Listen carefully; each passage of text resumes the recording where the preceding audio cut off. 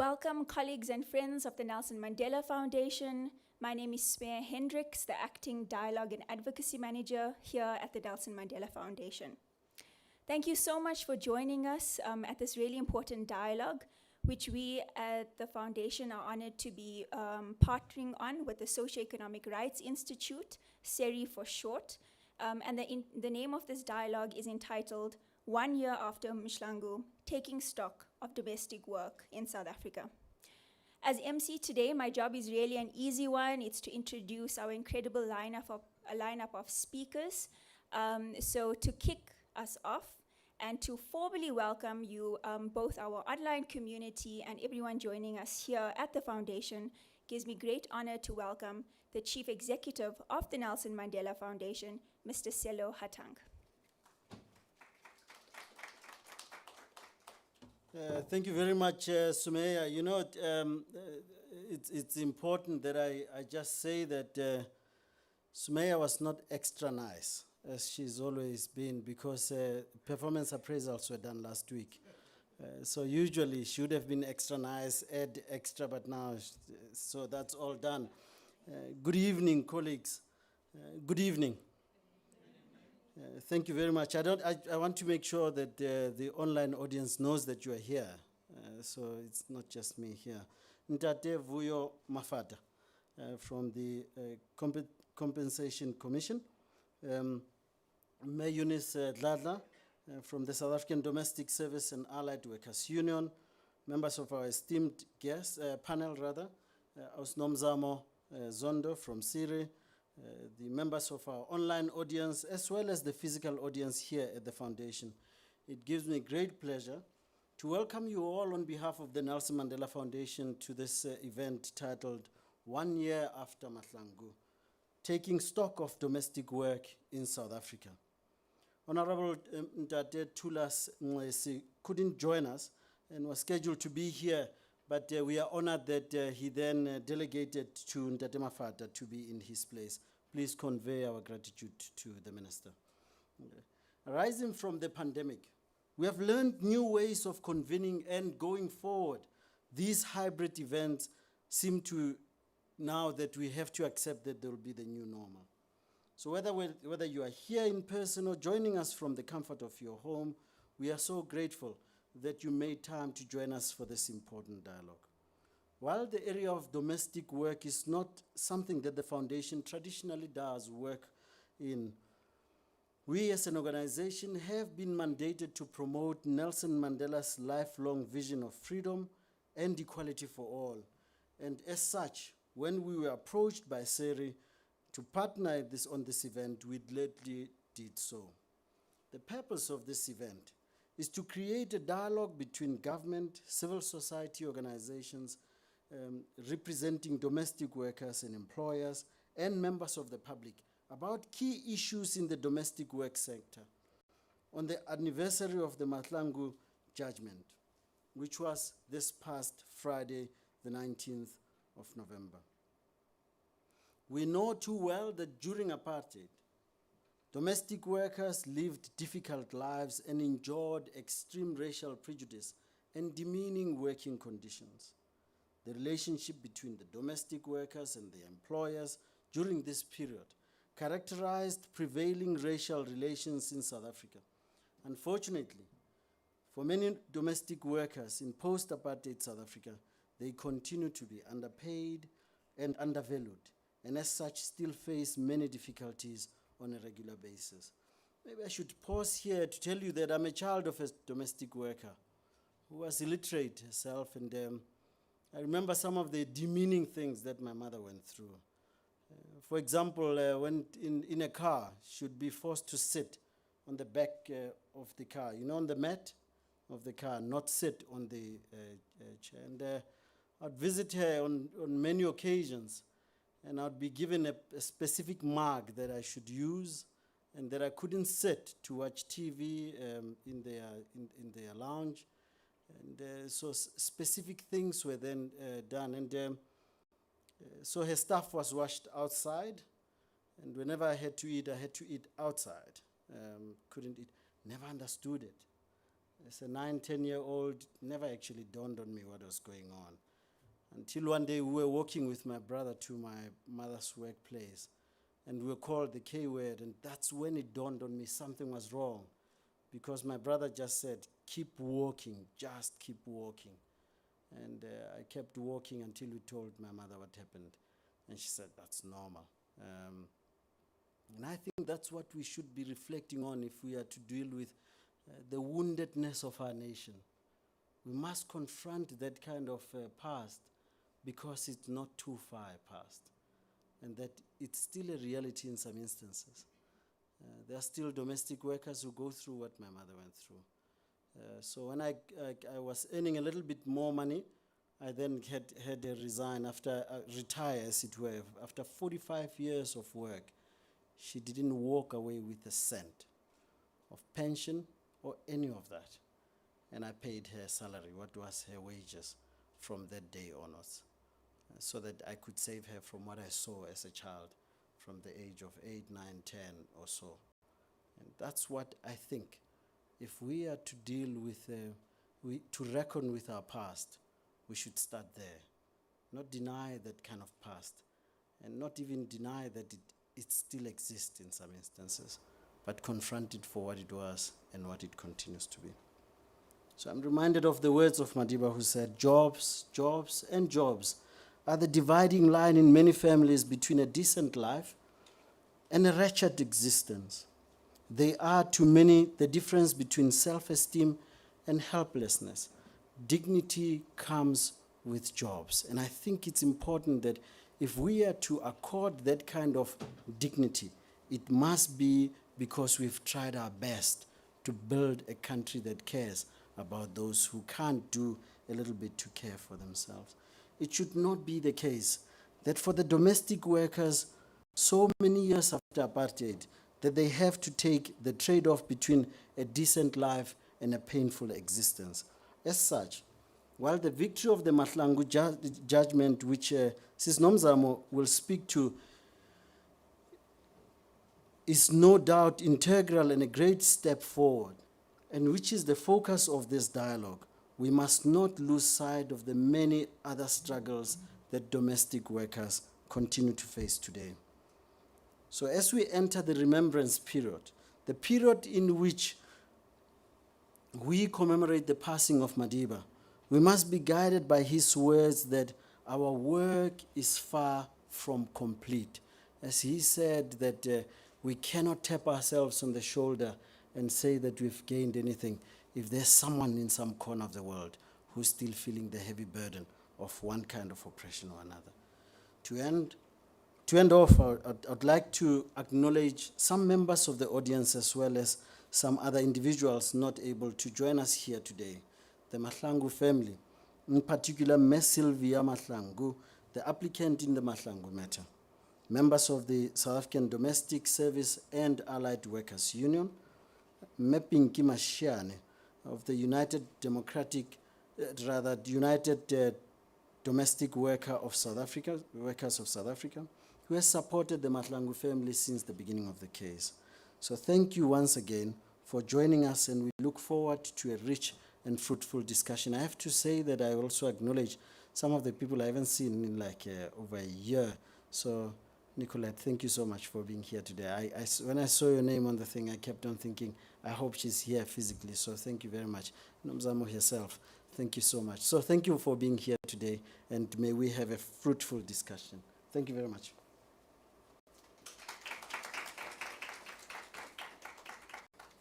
Thank you so much, Mr. Hatank, for those remarks, and also for sharing personal anecdote, because I think it really enriches the discussion and reminds all of us that, you know, this is not just a nice afternoon at the Nelson Mandela Foundation where there'll be, you know, nice food afterwards, but, you know, engagements of this nature are really integral about, in terms of taking society forward. So thank you so much.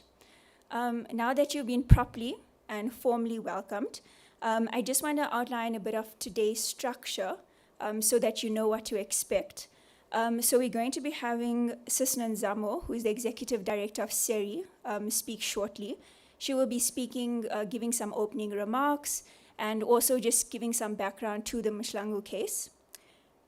This will then be followed by a keynote address by Mam Eunice Ladla from the South African Domestic Service and Allied Workers Union. And then finally, the last component is a panel discussion. And that's really where, other than the panelists sharing their insights with us, it's also an opportunity for audience engagements where you can give comments and ask questions, both the audience here and also the online community joining us. So thank you so much. I really look forward to the lineup that we have. And without any further ado, I'd like to hand over to Sis Nzamo. Can I just say, as she walks up here, in the meantime, it took me a very long time for her to learn my name, and it made me so happy because I hugely fangirl this woman. So I think she knows my name now, which I'm really happy about. Thanks. I felt welcomed by Cello, and I'm not sure if I'm still welcome. So thank you to everyone for coming to this event. It's really, first of all, exciting to be with you in the room. I think this is one of those few events where I've come out to meet people that I haven't seen in a long time. But really, as Seri and as an individual, I'm very excited to celebrate the Mahlangu judgment. I think it's really an important moment in the struggle of domestic workers. And specifically, it opened the door for their inclusion in workplace insurance that they've been excluded from for more than 20 years. But what's most important for us is that the judgment also protected those who were not covered. As of this moment, every domestic worker and every dependent who lost a breadwinner after April 1994 is able to submit a claim and be compensated. But we stand here today knowing that as brilliant as the judgment is, the experience of the domestic work sector has been that great laws don't change much. We have their inclusion in the Unemployment Insurance Fund in 2003. Even today, we speak of below 30% compliance. We sit today to speak about the legislation of the minimum wage. And again, it doesn't mean that domestic workers are earning those wages as of today. But something that's much more, I think that really propelled us as an organization to do more work to advocate for the implementation of the judgment has been our own experience in bringing Mam Sylvia's claim to COIDA. My colleagues are here who worked on the case, but it took them months to submit the claim. They would submit it and submit it again. They emailed, they faxed. They even then walked. They went to the compensation house. And when they got there, they were told, we don't have this claim on the system. And they were like, but how is it? Because we've got the email, we've got the proof of fax transmission, we've done everything that we can. And officials told them that unfortunately the system is not ready. We're not ready to accept claims from domestic workers. We're not ready at this moment to implement the judgment. At that time, we're already months after November 2020. And it then said to us, so what do we do? At that time, we're struggling as an organization that has more than 10 lawyers, that's got a competent support staff. And Mr. Ngosi, who's worked this case from the beginning, has really been committed to justice for the Mahlangu family. And still, we could not get their claim dealt with. And it was only at the time that we actually went on an aggressive media campaign that we got to meet Mr. Vuyo Mafata. And when we met him, he said, no, come meet me in my office. It's important that we meet. If you are raising important issues that must be addressed. And when we met him, he then said, here's an official that will assist you. And then we learned in that process that actually as an employee, you can submit the extent report that starts the claim. The employer needs to do it. And the Mahlangu incident happened in March of 2012. So you must understand the fear when we heard those news of what has happened to the employer. Are they still there? Fortunately for us, they were still in the very same home where Mam Mahlangu died. And the Compensation Commission could go and find them. And again, the family refused to cooperate until the Compensation Commission said, we'll litigate to compel you to comply. And then all of a sudden, the forms could be signed and the claim was accepted. But to think that Sylvia had all the support what happens to every other domestic worker who goes to the labor offices? What happens to every other domestic worker whose employer is not contributing to the fund? Because at the end of the day, we are just as interested in a scheme that works. So we want money to start coming into the scheme. And as a result, as an organization, with our partners, the domestic worker trade unions, we want to work with Compensation Fund to make this judgment a reality. And as we sit here today, it's most important that we bring up the challenges facing this sector, but that also we find opportunities to work together. Otherwise, we would have traveled all of this way for nothing. And I hope that all of us sitting in the room will be more generous to the other so that we can find those crisp opportunities for collaboration, so that we can actually learn from each other. But in closing, I would just like to thank 4 organizations that have really been crucial in this walk of justice. Of course, we've already acknowledged our client, the South African Domestic Service and Allied Workers Union. We acknowledge UDOSA, the United Democratic... It's your fault, Cello, it's your fault. The United Domestic Workers Organization of South Africa. And we want to acknowledge Oxfam, South Africa, and the Solidarity Center, which is also an organization that walked this path with the Mahlangu family, with Satsao. And you know, as an organization, we're an organization that believes in collaboration, Cello. And that's why we appreciate the work that the foundation has done in bringing this event to fruition.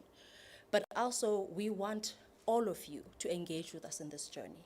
And we hope that today will be the start of that. Thank you.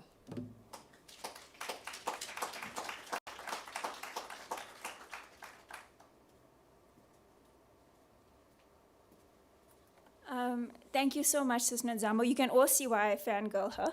And I can assure you, you are duly welcomed. And more importantly, thank you so much for the work that SERI does, not only you, but obviously you and all your colleagues.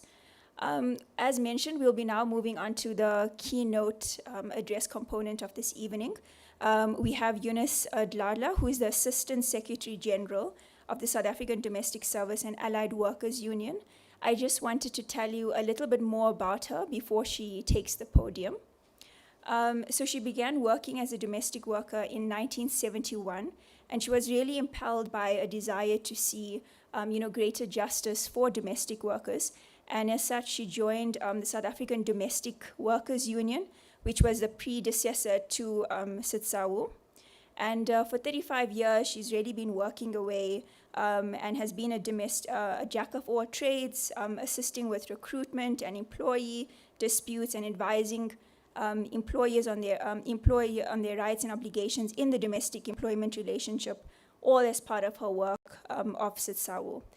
So we are so grateful to have you with us, Mom, and we look forward to hearing from you.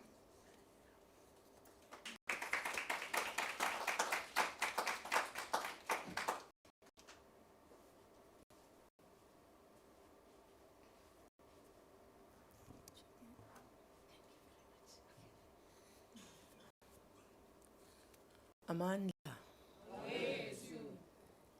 I know this is not a SATSAO offices, but this is the way to start to greet people. Amanda, Amanda, thank you very much. This is Eunice Dladla, Comrade Mom Eunice Dladla. Others call me Mamzo, Moms, accept all those words. Yeah, and she told you that when Dita started to work for this organization, SATSAWU is the new name. We are from DWEP, which is Domestic Workers and Employers Project. That is where we started. Assisting by Mamuleya Tutu, the bishop's wife. While we were we were in Center of Concerns, where we were teaching each other the handwork knitting, sewing, even cooking. So that's where Leah came in and started to assist us that let us start and see, how do you work? How is your employer? We didn't like it because we were afraid that time Nelson Mandela was underground, but we were supporting. In other words, we were ANC supporters. So we were afraid to talk about our madams with her. But when the time goes, we realize that this is the right thing. Then we started to talk. That's where, after DWEP, SADWA was launched. SADWA was South African Domestic Workers Association. That's where we started to look at the other eye to our employers. Look at with other, think about yourself while you are working, that no, this is not right. Whilst before, we never noticed it. We're just doing it, as my comrade says before. And then we carry on with SADWA. Leah says to us, now you have grown up. You are no more children, you are not crawling, you can stand up and do work. That is where SADU was born. SADU is South African Domestic Workers Union. So we launched SADU, and then we started to work. Leah says, I'll come and visit you, but I won't be with you all the time. You have grown up now. Yes, we started to work. We work up until we affiliate to COSATU. When we affiliated to COSATU, then we have more strength, because we know that we got our mother body with us, COSATU. So we work hand in glove with COSATU up until in year 2000, SATSAO was launched. That is where I was elected as an assistant general secretary.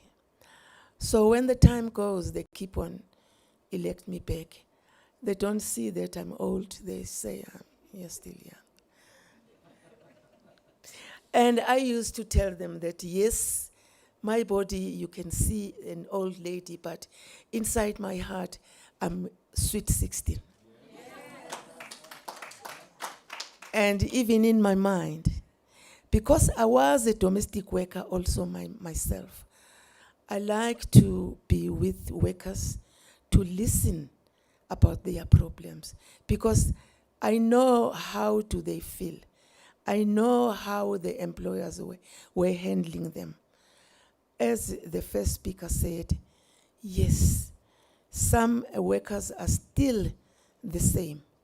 Although it's a little bit better, but they're still the same. I always used to say, if employers, can you just treat us like your dogs? Because a dog can eat from the madam's plate. But you must take that food from madam plates and put it on your plate, because you can't use madam's plate. Still like that these days. There are those. And although there is this money, they're calling it a minimum wage, you have to work for that minimum wage, your head down, your legs up, so that you can get that minimum wage. They don't work for 9 hours, 8 to 9 hours. They work more. And then when workers try to fight for their rights, they are told that, yes, you can do that in your, I beg your pardon, go and ask your president to give you that money, not in my property. There's still that thing happening. So While I was a domestic worker also, I was facing that kind of attitude. Although I used to talk without knowing what I'm talking about, just to fight for myself. But where to go? Because there was a place where we used to go. I don't remember what was called. Only they will write a letter to you, to your employer. And that letter, it just talks about other laws, not about labor laws. The employer will just take that letter, read it, and tear it in front of you, showing that this letter of yours has no value, and I got nothing to do about it. Yes, we are fighting for workers' rights, but it's not easy. Domestic workers sector is not an easy sector. Most of workers, employees, are vulnerable. But domestic workers are most vulnerable sectors because they are staying right there in madam's house, and there's no time off. They don't get rest. Even if you are in your room, sitting in your room, you will be called. This employer, this is his or her house, but she doesn't know where tea bag stays. Where can I get my tea bag? And you'll tell her, Eunice, I can't find sugar. Okay, go and show her where sugar stays. The toilet rolls are still toilet rolls. You go in until you said, let me go and work. Why they keep, I'm off, but keep on calling me. You go back to work. But we are like nannies to these employers, but they don't recognize that. I always ask myself, Guti, you employer, you yourself as an employer, if you find your house sparkling clean, while you left it in the morning mix up. When I say mix up, I mean you'll find a shoe there, a sock there, children's toys, everything mix up. When you come in, you as a worker, you have to tidy up the room and clean the house, even do the cooking for them before they go to work. Making the scarf tin, we call it a scarf tin, the lunch box for them. And then they go to work. When they come back, they'll find that the house is sparkling clean. She or he can look herself on the floor because you cleaned it thoroughly. That time we were using the brush to brush the floor. Ugufreifa. Kneeling down and clean the floor. When the employer comes, he will find that, oh God, my house. And everything is clean. The washing is done, washed and ironed. My children, somebody fetched it from the creche. They are here, they've eaten. So what you employer makes you not to decide how much to give this worker, how much to pay this worker, until the Department of Labor tells you to pay to pay the minimum wage of such money. Even there, they don't care. They don't want to comply to these new laws. And again, I'm pleased that I heard that labor is here. And then when you talk to your employer, she or he will say, you can go to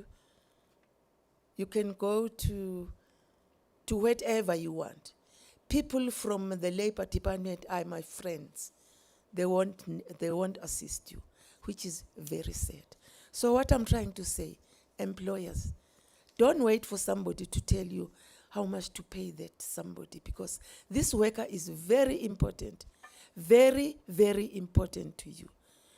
On your absence, she's the owner of the house.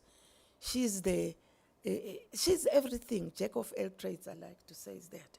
She's everything in this house. She even look after your pets. She even look after your plants, even her plants when you come in. They get happy to see Eunice because they know that now we are going to have water. So please, employers, I know there are employers here. Please, employers, look after your workers. And you workers, look after your work. We need a respect to each other because we need each other. You as an employer, you got money. I haven't got money as a worker, but I know how to do work. So we need each other. Why we don't look at each other? Stop harassing workers. Stop undermining workers. Really, they are also human beings. They need to be respected, paid what is paid for others. Comrade labor, we recognize us because always the other workers, when they're getting increment, we domestic workers, we are the last to be seen or recognized. Sometimes if others are getting 10, we will get 7. If they're getting 5, we will get 1. Why? The very important workers like us as domestic workers. So we hope in 2022 you will recognize us, Comrade Labor Department. I thank you. Thank you very much.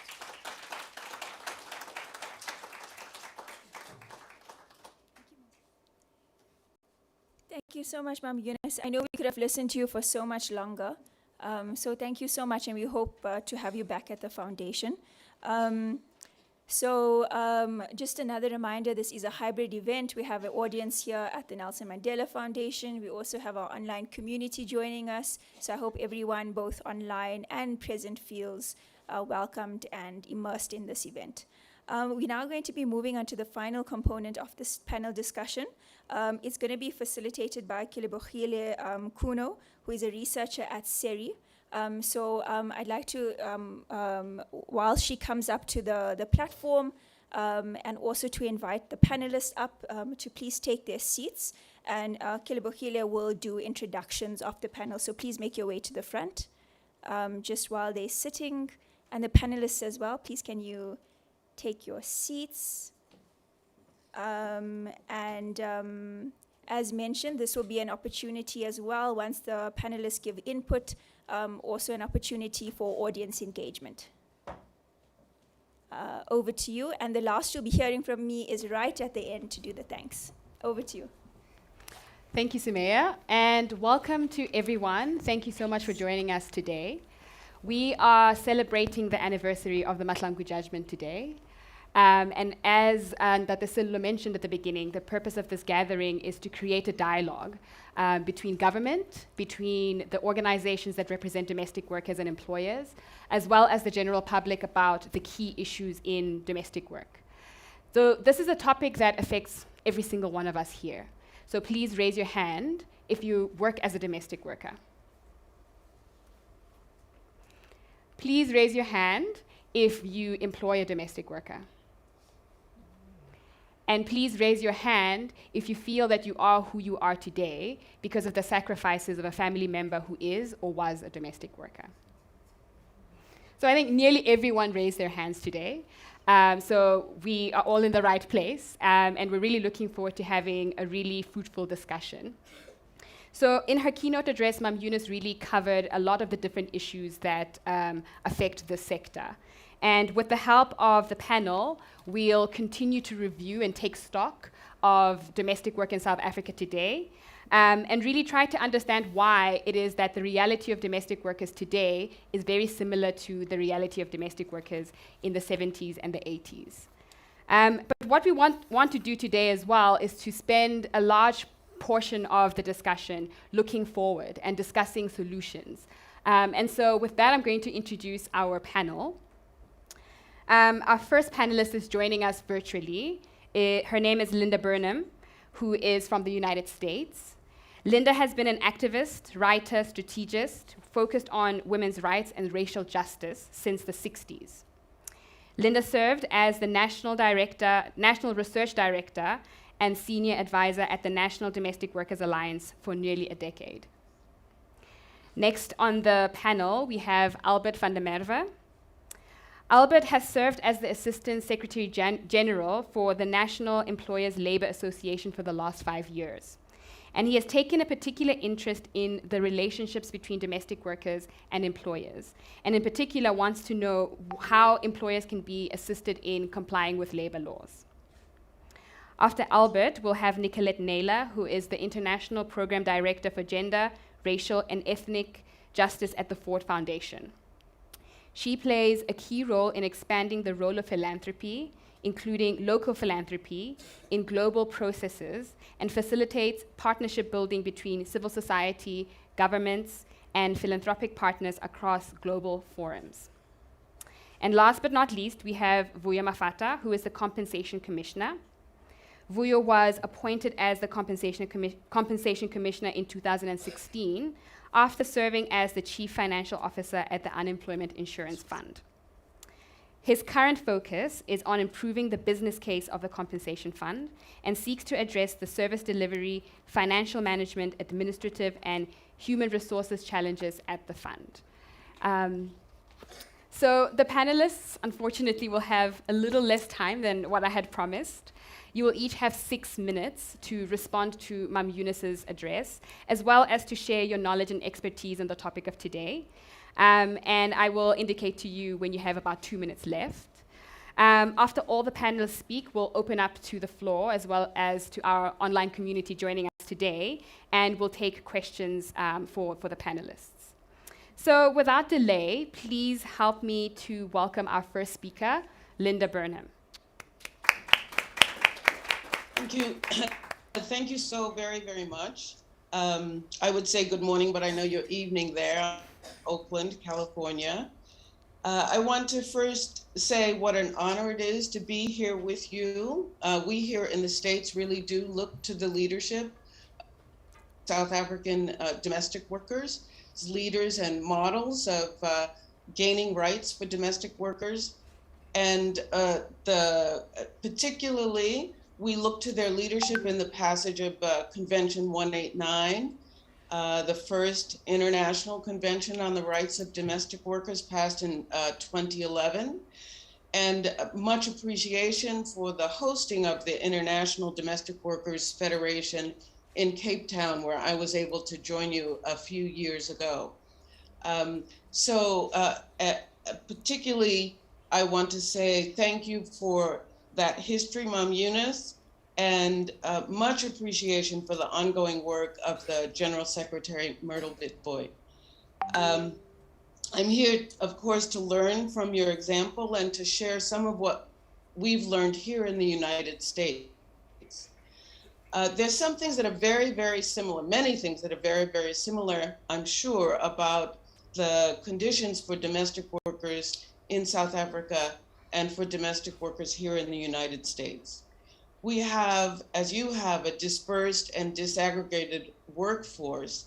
So thousands or millions of employees and thousands or millions of employers. No common workplace, the work behind closed doors, no common employer. No contract negotiations, if there are such, take place on a one-to-one basis. There's no possibility of a general strike. There's no human resources department to help with employers taking advantage of workers. No shop steward. And of course, great difficulty with a tactic of withholding labor as a way to secure better conditions. Also, in our case, as in yours, there have been exclusions, legal exclusions, in our case from the major labor laws passed in the 1930s, the right to organize workers and domestic workers, many of whom were Black, workers were excluded from the major labor laws passed in the 1930s. And then the devaluation of women's work. Why value and pay for something that women were born to do anyway? In the US, of course, there's no amending of the US Constitution, which is in any case an arduous process. And in our current arrangement of political actors, there's no possibility of a positive outcome. I want to say that when this iteration of the domestic workers movement arose in workers' centers around the country in the 1990s, and it arose because the trade union movement saw domestic workers as unorganizable. We have proven them wrong, but precisely because the work took place behind closed doors, and precisely because it was so many disaggregated or dispersed workers, that the work of organizing was not taken up by the trade union movement. So women began to organize themselves. And in the beginning, in the 1990s, that work began with case-by-case battles in which small local worker centers confront especially egregious instances of wage theft or even semi-enslavement, which we still encounter. And we worked with domestic workers who were brave enough to come forward, and with legal clinics. And I'm sure you all also are dependent on some brilliant lawyering. So all thanks due to the lawyers who helped to move these cases forward, to bring cases against employers to win back wages or other kinds of compensation. And this was extraordinarily important work. But of course, there's an infinite number of cases, and there was no way on the case-by-case basis to bring relief to the class of domestic workers or to address the multitude of ways in which their rights are denied. And so in the United States, we began to work on what we call bills of rights for domestic workers, and beginning in the early 2000s in New York State. And in each state, there's an effort to get legislation through. And each of our states, that may take a different, and that depends on the relative strength of pro-labor legislators. And it's also a tactic that's only really possible in states that have a majority of Democrats, in our case, in our politics, in both houses of the state legislatures and in the governor's seats. So what we've won with this tactic, beginning with the win in 2010, and you may be the high sign, what we've won with this tactic is, yes, a passage of 10 bills of rights in 10 states and in 2 cities. And I'll pause and hope that there are questions for me. Thank you so much for the opportunity to share with you this evening.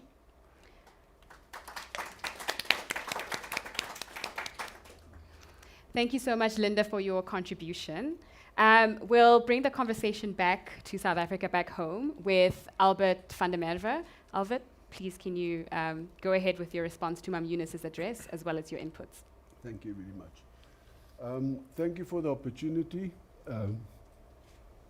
Thank you for the invitation. And as far as I know, this is the first time that employer representatives are invited to join in a conversation in an event of this nature.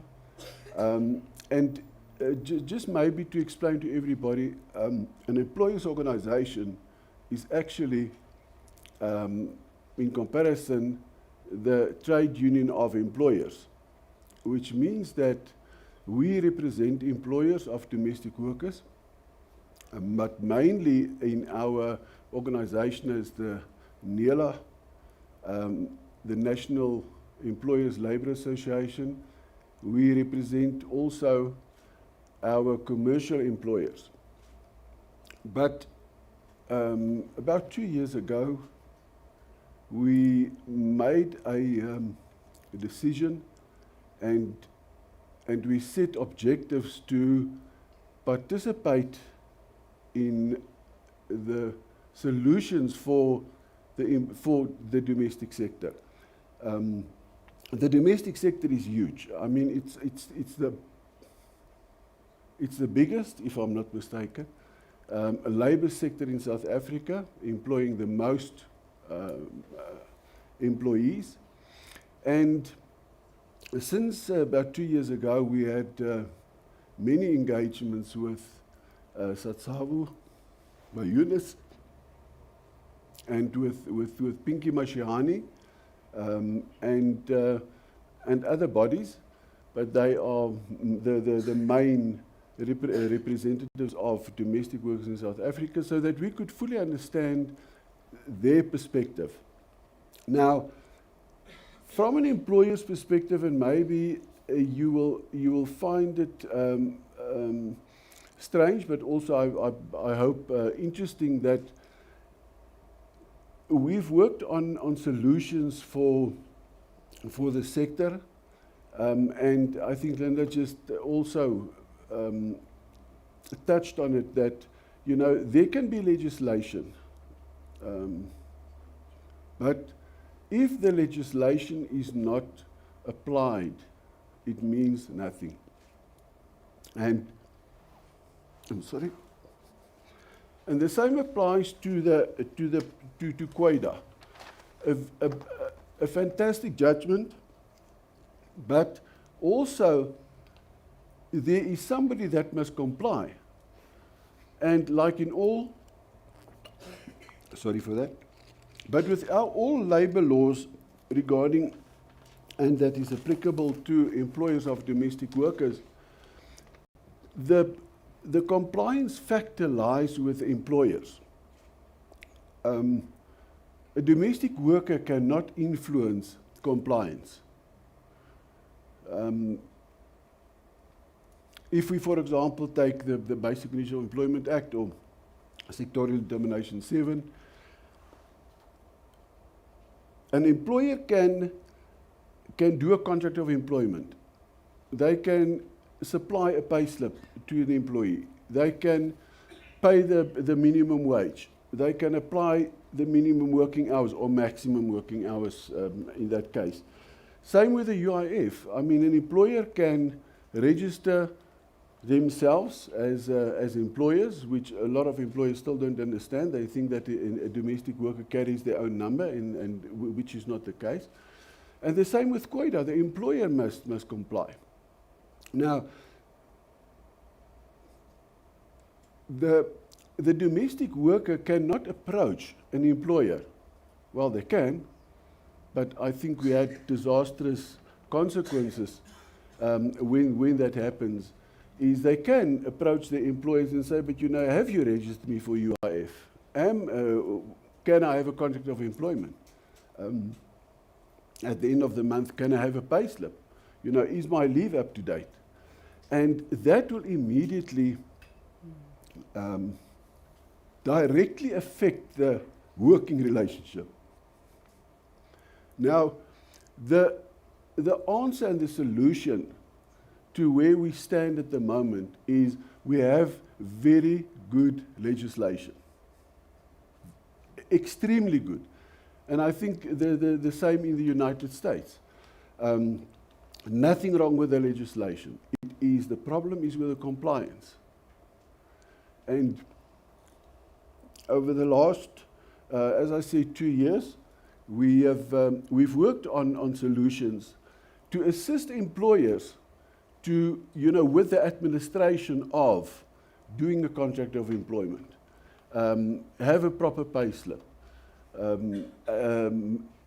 administration to really make sure that all leave types are controlled and managed properly. And the answer lies in taking the conflict out of compliance. An employer, and the only way that can happen is a national, universal system that when when an employer employs a domestic worker, the employer must know what is going to happen and how it's going to happen, and the employee, the domestic worker, must know what is going to happen. So it will take that conflict out. And as soon as you have a universal system, then for the department, it will be easier to, let's say, validate that or inspect it and see whether there is compliance. And a system like that is available, and it's something that we are taking to, or are trying to get through to the Department of Labour to have a look at it. And there are huge possibilities, and we are very, very excited to get to that point where this can be done. Okay. Thank you, Albert. So far we've had really interesting phrases that encapsulate some of the key issues in domestic work. From Linda, we heard the phrase, the domestic work sector is dispersed and disaggregated. It's a dispersed and disaggregated workforce, excluded from labor laws. And from Albert, a very interesting one that says, a domestic worker cannot influence compliance. And you talked about taking the conflict out of compliance, which is really interesting, and I think already generating a lot of comments or thoughts from the audience. So we'll now move on to Nicolette Naylor. Please go ahead with your input. Please remember that you have 6 minutes. Okay. Thank you so much for having me here today, and thank you to Mam Eunice for just bringing us the lived reality of domestic workers, because I think we can easily get into a theoretical conversation around the beautiful jurisprudence and judgment in Mahlangu. And as the lawyer in the room, there's a lot that I want to celebrate in that transformative judgment. But I think also understanding the continued lived realities of domestic workers is going to be important in how we think about the way forward. But I do want to just touch on why I think the judgment was important before I get more practical. I think highlighting for our courts to highlight the continued invisibility of domestic workers was important for us to get that at the constitutional court level. And the fact that it's no coincidence that domestic workers are women and are black women in South Africa. So the race, gender, and class dimensions of domestic work plays out globally, and it plays out in South Africa. And our context and our history of apartheid and colonialism feeds into how we should look at and view domestic work. And so the case of Sylvia Mahlangu is not only about the individual, it's structural and it's systemic.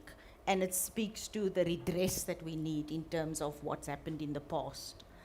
And so I think that the invisibility piece also calls on us to think about the second point I want to make is the undervaluing of domestic work. I come from a maternal and paternal grandmothers, both domestic workers, and can tell very similar stories to what Cello has shared with us. Why is it that domestic work touches on each and every one of our lives, yet our advocacy doesn't speak to this issue? The invisibility of this issue in civil society organizations, human rights organizations, all of society. We don't talk about the continued marginalization and exploitation of domestic workers 25 years later. And I think this goes to that undervaluing and devaluing. And that devaluing is gendered. Women's work, we don't value housework, we don't value women's work, but it's also racialized. And it's racialized around the world with indigenous women, black women, brown women, all over the world. 90% of the domestic workforce is comprised of women and women of color. And I think that we have to contextualize when we talk about raising awareness or addressing issues of domestic work, we must contextualize it within an inequality analysis, within a global frame and a class frame. And in this country, I think we have to grapple with the fact that majority of our domestic workers are black women, and that despite looking at where we are now, we continue to devalue this work. And within our human rights work, and I applaud the Nelson Mandela Foundation and SERI for really raising this conversation, but I wonder why we're not having these conversations when we, in the social justice sector, often say we represent and want to speak and represent the most marginalized communities. The issues of domestic work, the challenges and the battles have been fought by domestic workers themselves organizing. And that's why we have to celebrate the organizing of domestic work, because we as a society have not been doing that. And so I think it calls for, when we talk about the awareness that we have to raise around the judgment, the education we have to do with employers and society, we also need to introspect as a society around our own complicity in the continued invisibility of this issue and what's needed. I don't want to sound preachy. I'm including myself in an all-of-society approach here. But I think this brings me to what we need to do. And I love the fact that I'm part of this panel, because I think that the issues of domestic work, we can't solve it. Domestic workers can't solve it on their own. The power issue is there, right? Employers can't solve it on their own, and government can't solve it on their own. We need an all-of-society approach, and it's an ideal issue for alliance building and partnership building. This is exactly the kind of issue. It's not as fraught as other issues, where you can have civil society and the series of the world, the researchers of the world, the Nelson Mandela Foundations of the world, working alongside domestic workers, employers, and government to come up with practical solutions. And I think keeping domestic workers at the center. It has to be a domestic worker-centered perspective where we listen to and learn, where we don't sit as experts in the room. And I was saying to Nomzamo, I feel uncomfortable because I don't think we are the experts. I think domestic workers have the solutions. They know where the barriers are. They know what's not working, and they can help us figure out how to make this work better. I think we have a government that has political will. This isn't an issue. The South African government was one of the first governments to ratify the Convention on the Rights of Domestic Workers. In global fora, South Africa has been putting forward the issues of the care economy, the role of care work in the economy, and I don't think the South African government is a government that's saying this is not an issue that we want to touch, that we don't agree that domestic workers should have rights. And that's why I think political will is important. And I think that the role of civil society and the role of employers and the role of government, where everyone comes together, this whole of society approach that I'm trying to mandate here, we can come up with practical solutions around raising awareness, around simplifying COIDA, having a proper database, collecting data. We have to keep in mind accountability, and what does mutual accountability look like in that partnership as we problem solve together. And how do we want to get to that place of mutual accountability? And how do we want to keep, it's going to be difficult, but I don't think that we can continue another year down the road with SERI working in a silo, the employers' organization working in a silo, and the Compensation Commissioner trying to solve this in a silo. It does call for a coming together. That's going to be difficult and fraught, and it has to be led by domestic workers at the center and at the forefront. And we should keep asking ourselves, let's keep mapping who's at the margins, who's being rendered invisible, and who has power to do what in that partnership as we enter into dialogues with each other. And this shouldn't be the first dialogue where we're coming together to come up with practical solutions and mapping what needs to happen. So let me stop there, sorry. Thank you. Thank you so much, Nicolette. We'll move on to Mr. Vuyo Mafata to give his input, and then the audience can have a chance to ask questions. Thank you very much, and thank you very much to SERI, the Nelson Mandela Foundation, for having us here. Certainly this is an important matter that I think we've left for too long unattended. Now, South Africa, as indicated, and I think we were one of the first countries to actually recognize the rights of domestic workers in 2002 with the enactment or the amendment to the unemployment insurance legislation, when we, for the first time, they could enjoy the social protection for in events of unemployment, and also in 2013 when we ratified Convention 189 that relates to recognizing domestic work as a form of work in the economy. So this has been a difficult sector to enforce when it comes to compliance. And I think so not many people would have the support of the likes of SERI or the union in getting their things across to apply for any form of social security. So I think, and all of us have a responsibility to make sure that we assist and work to ensure that all domestic workers do get to enjoy this constitutionally guaranteed right to social protection. And one of the ironies is that most of the domestic employers, we demand our rights when we're at work, when we're employed. We want our employers to comply with labor legislation. But on those that we employ, we find it difficult to comply to the law. And this is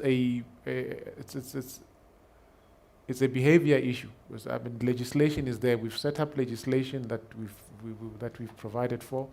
We enforce the legislation, but I think without the will of the employers. And we do take note of the complexities that have been raised around how complex it is to comply with COIDA or to register for the Unemployment Insurance Fund, or some of the administrative issues that people would tend to use as an excuse for not complying or for not making sure that those that work for them in the private households do enjoy the same rights in the workplace that they enjoy in their own workplace.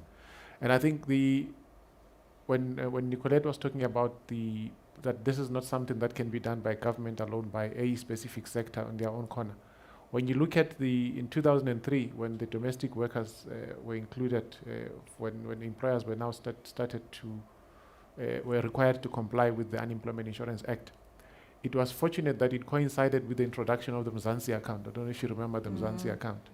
And we had banks actively promoting the accounts, and I think they linked up with the Department of Labor, and you could do your unemployment insurance fund and the whole administration of appointing a domestic worker through the bank arrangements that you had.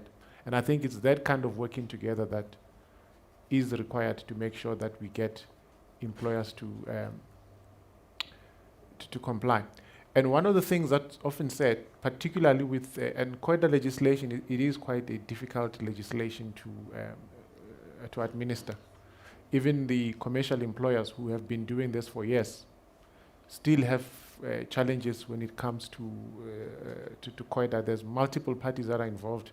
In a single claim, you have the employer, you have the injured person, you also have multiple treating practitioners. Right? If a person was hospitalized, you would have seen multiple practitioners that would have attended to this particular person. So in a single claim, you need everybody to play their part to ensure a successful outcome when it comes to some of these claims. So, and without a conscious decision to make domestic work a priority when it comes to ensuring that domestic workers do have this cover, I think we'll continue to talk, and we'll continue to spend money trying to advocate for the rights of domestic workers to be recognized, but it may amount to nil if we don't get a conscious decision to be able to do so. And I think even in our discussions with SERI, we have said that we welcome working together to getting the rights of domestic workers to be recognized, and also to making sure that employers do understand what their obligations are with regards to employing domestic workers, and also what their obligations are in an event that a domestic worker would require some form of social security. I often talk to people and indicate that, one of the simplest way to think about social protection for a domestic worker is that if you employ a domestic worker, in an unfortunate event that you no longer earn an income and you're not able to retain the services of a domestic worker, if you had complied with the law, you would know that for the next 12 months, this domestic worker would still continue to enjoy an income in the form of social protection that they would be getting from the Unemployment Insurance Fund. In an event that they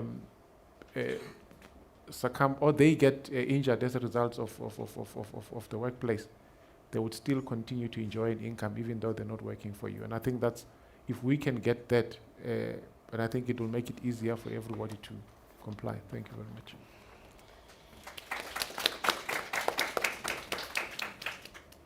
So thank you so much to our panelists. There's a lot that has been said, even though we limited their contributions to 6 minutes.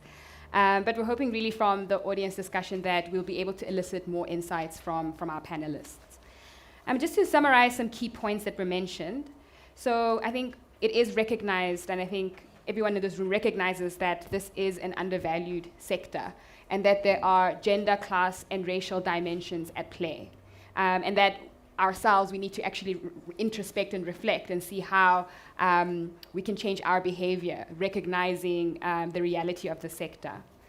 The second thing was that we really won't get anywhere if the legislation is not applied. So there's a recognition that even though the inclusion of domestic workers in UIF in COIDA is a victory to be celebrated, that really if domestic workers are not benefiting in their daily lives in terms of this legislation, that we're not actually going anywhere. The third thing was that compliance is a challenge, a very significant challenge, especially in schemes like the compensation fund that has many different actors involved, and that we'd need to really think about how we are able to support domestic workers and employers to navigate this terrain. And lastly, I think a lot of the panelists have talked about how we cannot work in silos, that we can't have the department, we can't have employers, we can't have domestic workers, we can't have civil society organizations working alone in this. That we actually need, I think the phrase was an all-of-society approach, which I really love, an all-of-society approach with domestic workers at the center and being led by domestic workers. So we'll now take questions from the audience for the panelists, as well as our online community that's also joining us. So for everyone who's here, please raise your hand if you have a question. I think we have Pilile and someone else who will be assisting with the roving mics and getting your questions. And I will pay some attention to the online community and the questions on the online platform. So if anyone has a question, can you please raise your hand? Do you want water? Okay. This is mine now. I must speak through the mic. Yes, please.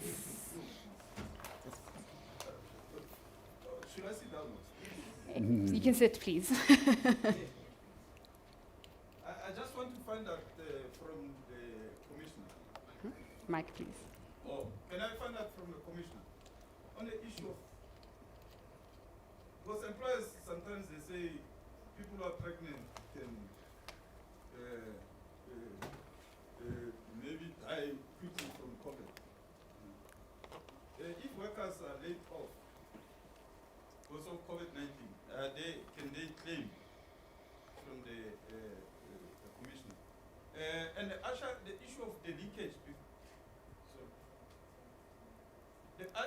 The issue of the leakage between pregnancy and COVID-19, because a lot of workers were laid off and they were never recalled. Are they able to claim for such pregnancy, for such laid off? The other issue is the issue in terms of the act. It says if you are pregnant, you must be given alternative jobs, no? And the employers will say that no, there are no alternative jobs. Either you do the work or you get retrenched. I just want a comment on that issue. This is giving a serious problems, not only for domestic workers, but also for other workers. I mean, we've got workers who are carrying cement at 7 months pregnant. You know? The last issue is undocumented workers. Because there's a lot of undocumented workers within the industry. What should we do with them?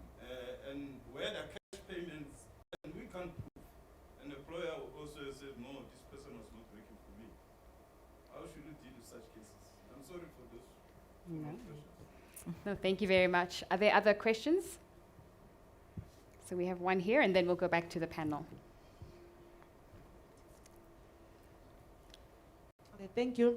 My question is going to Albert. As he's coming from the employers organization, my question is, are they educating employers about domestic workers' rights, like how they're supposed to comply? Because most of the times we find out that most of domestic workers' employers, they're not complying.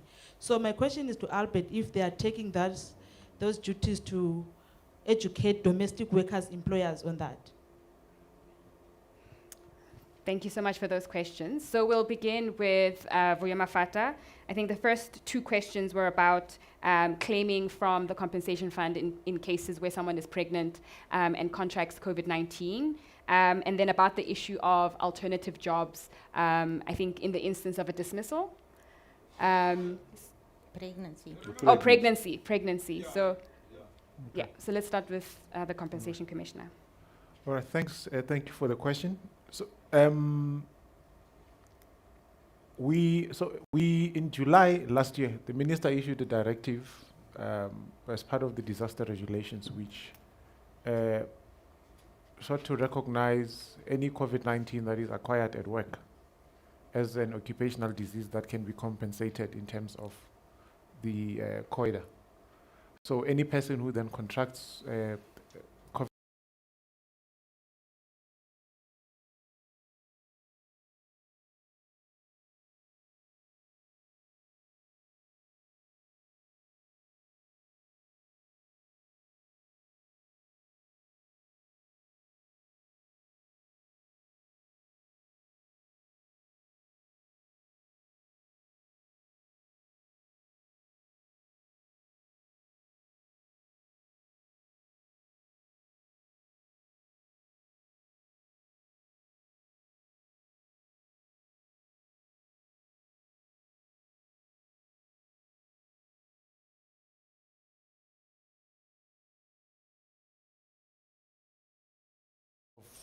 pregnancy, if that is deemed a comorbidity. The Unemployment Insurance Fund legislation was amended recently. Right?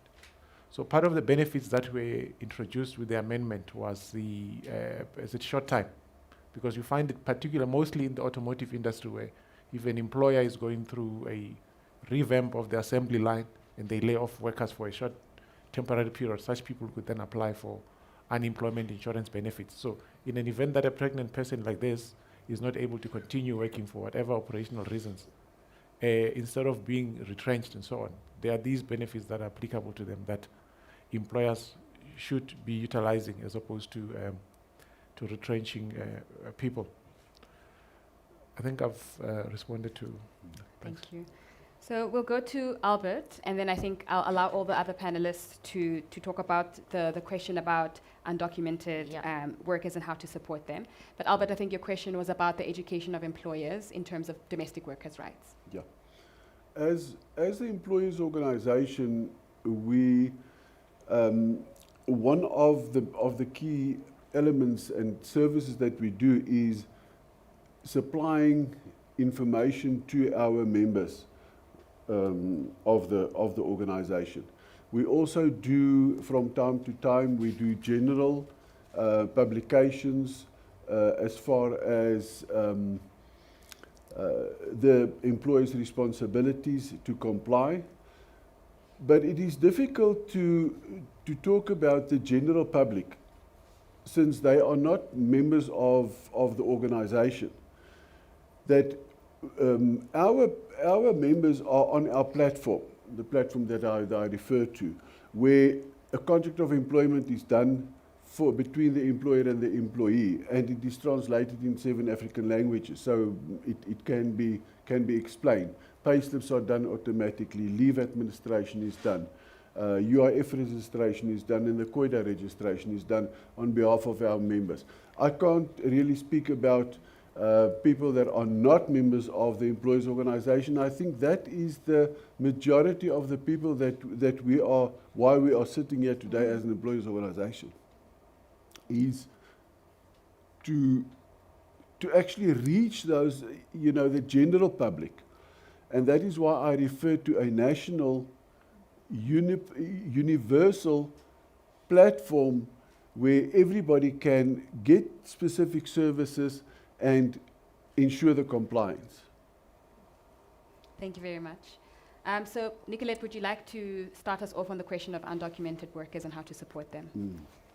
And I like this idea of having a national platform so that we can collect data, that we have accurate data around who's doing what, who's being registered, who's not being registered, because it helps with accountability. If we don't have a full picture of what the picture looks like for domestic workers across provinces and at a national level, I think it's very difficult for the department, for anyone to be able to track that. And that brings me to the point of, if we keep asking ourselves who's on the margins and who's invisible, undocumented domestic workers. And I think around the world, migrant workers, and for us in Johannesburg, if you go to the leafy suburbs of Houghton, most people are employing people from Zimbabwe, Mozambique without papers, and therefore falling completely those, and we open up a door for exploitation.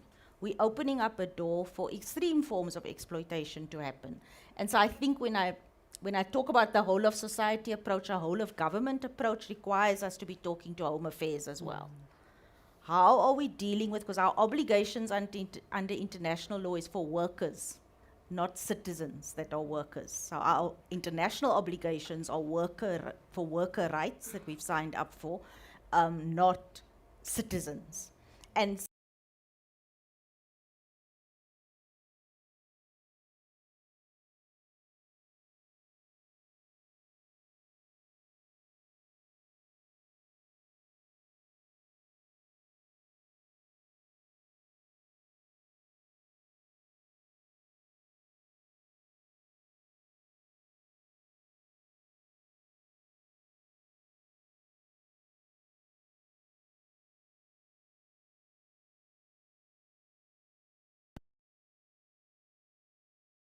I think we have to keep putting it on the table. In the United States, they struggle with this. Around the world, they're struggling with migrant domestic worker issues and extreme forms of violence and exploitation that happens in that context. Commissioner, would you like to respond to this question as well? I think it's been covered. Sure. Okay. If Yeah. I respond, please. Go ahead, please. If I just look at our members at the organization, we also have employers who are employing domestic workers who have passports, work permits in some cases, and I want to emphasize that. But the problem is, and I'm very careful when I say this, the problem is that when we register a domestic worker for UIF, we do it on a passport number. We clarified that with the UIF. That's fine. And I think due to the fact that they are employed, or the domestic worker is employed with the employer, and the employer is registered with COIDA, that domestic worker should then be entitled to the benefits. The problem is, employers don't know where to go where they want to assist the domestic workers, to get renewal passports or to renew their work permits. And that is a crisis. And there are many. I don't even want to guess how many domestic workers are out there that actually are foreigners. But there are plenty. And there's a way that we have to deal with that. Now, as you just said earlier on, when you have a database, when you work on the platform, you will actually gather that information very easily. Because there's a way that the platform will identify employers that are not registered on the platform, or domestic workers that are not registered on the platform. So it's possible, and that can assist. But the way the way to get those work permits renewed, that is an enormous problem at the moment. You go to Pretoria, to those offices, and there's very little assistance. Thank you. So we'll just take one last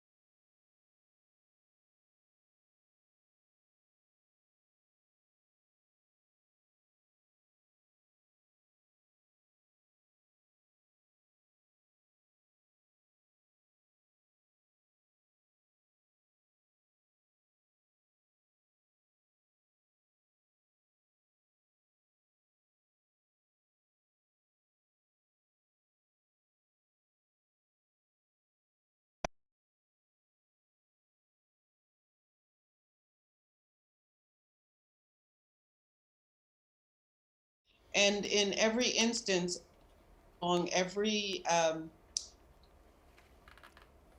piece of data that we collected, migrant domestic workers were being paid far less, were being denied rights, were semi-enslaved in many instances, their papers were taken away, they were subject to threats, et cetera, et cetera. So in every instance, the conditions of migrant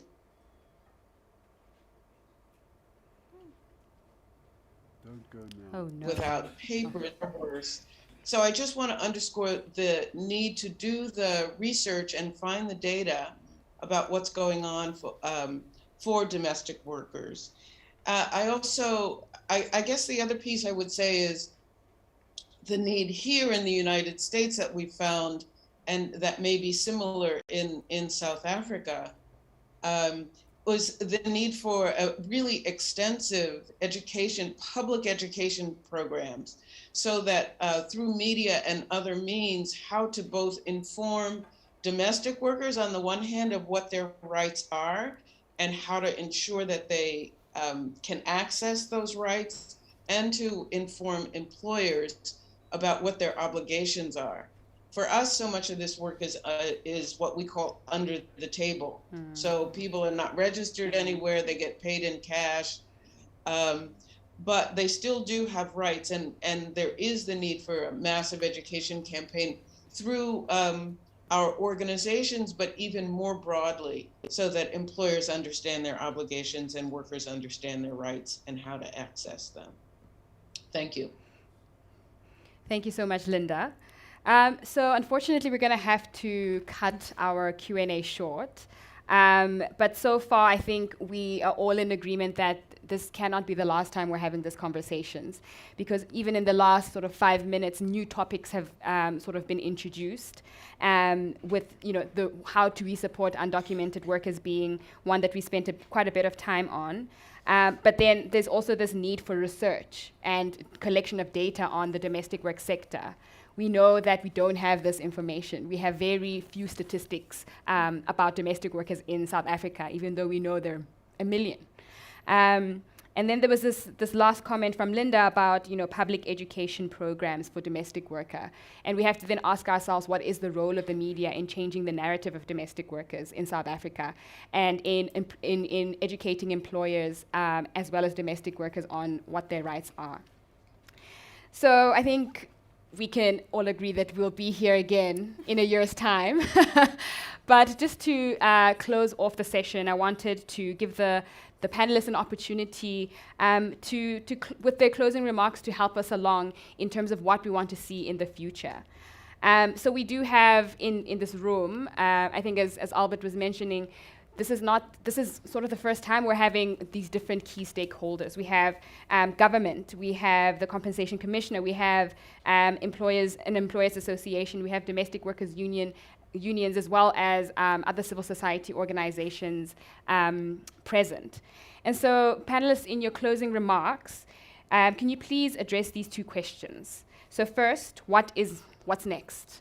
In the short term, so in the next year, what should these stakeholders be focusing on together? And the second question is for the medium term. So if we're looking at the next 5 years, what should we prioritize for our collaboration? And so we'll start with Linda, and then we'll go on to Albert. Yeah, I'm going to speak to your priorities, but what has come up for me in this conversation is how important the dialogue is between our countries and the international dialogue.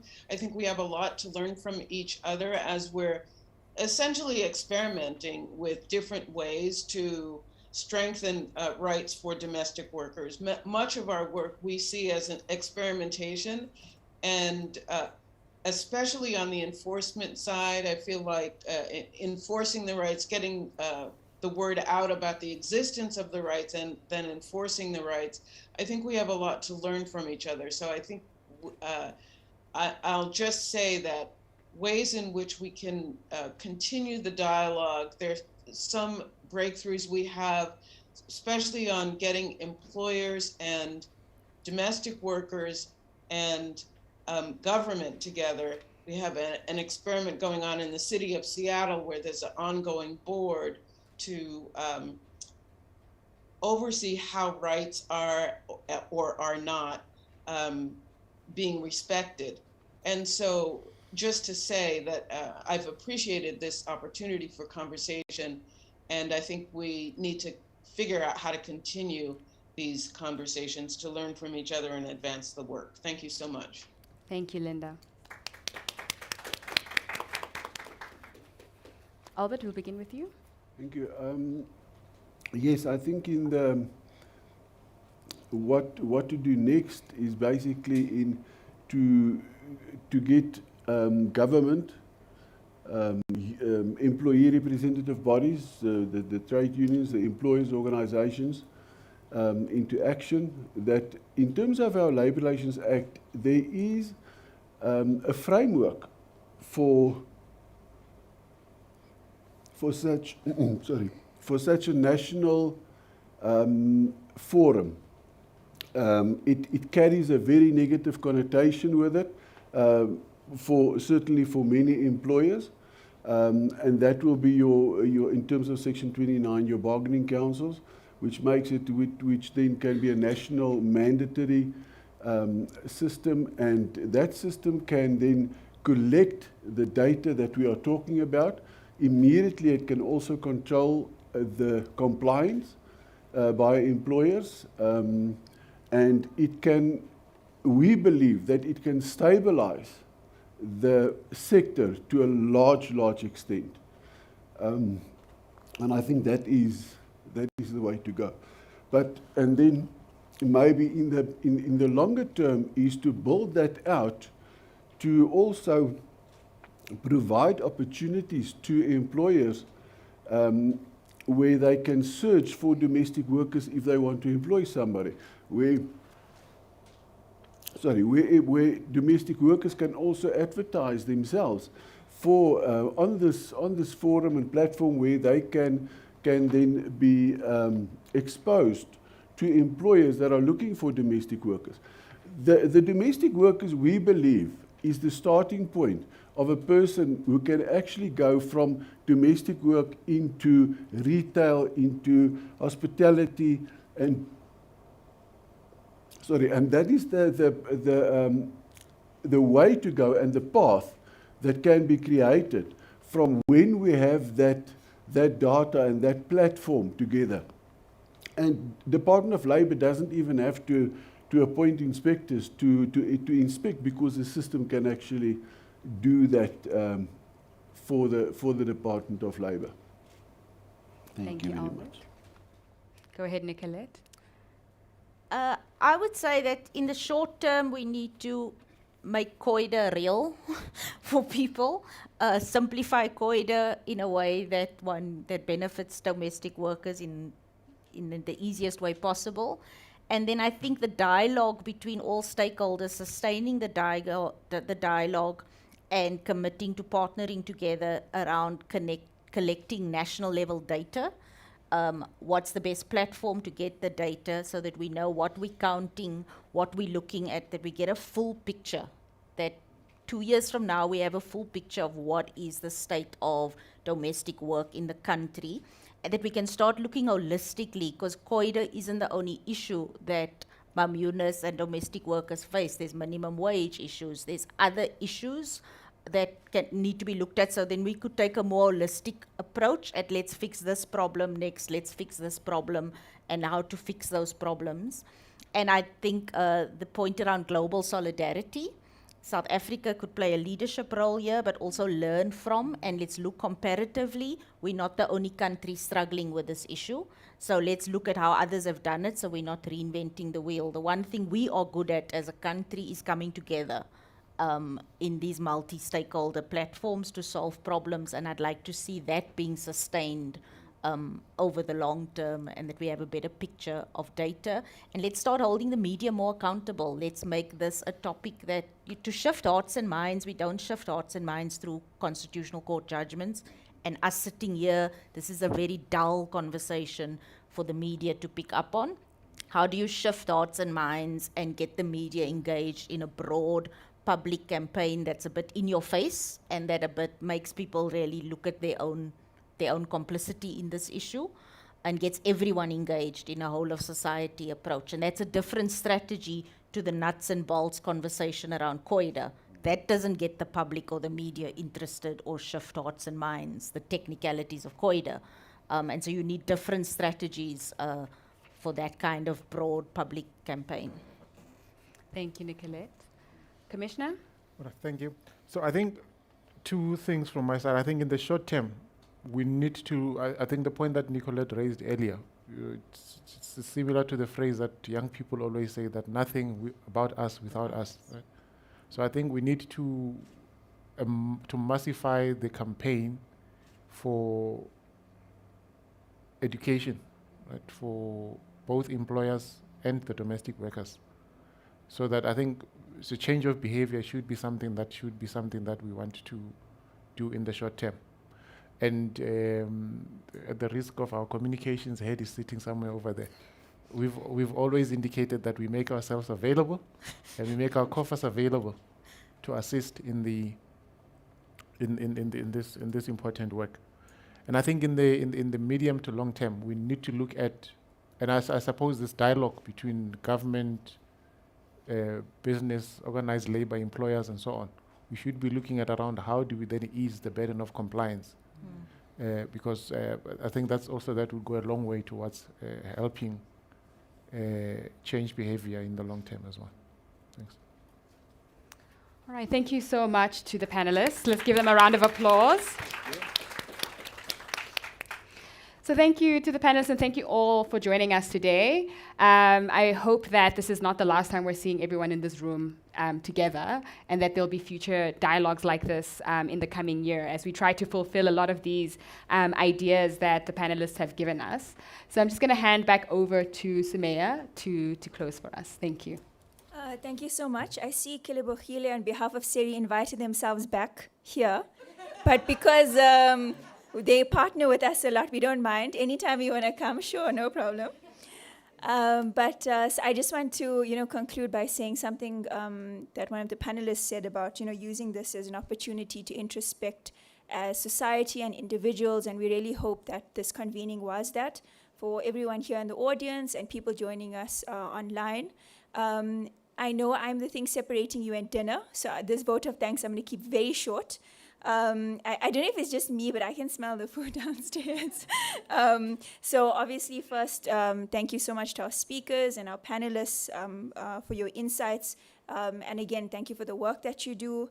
Thank you so much to the Nelson Mandela Foundation team. I have the easy job of standing here, but there's so many people behind the scenes, the comms, events, people helping us on the day.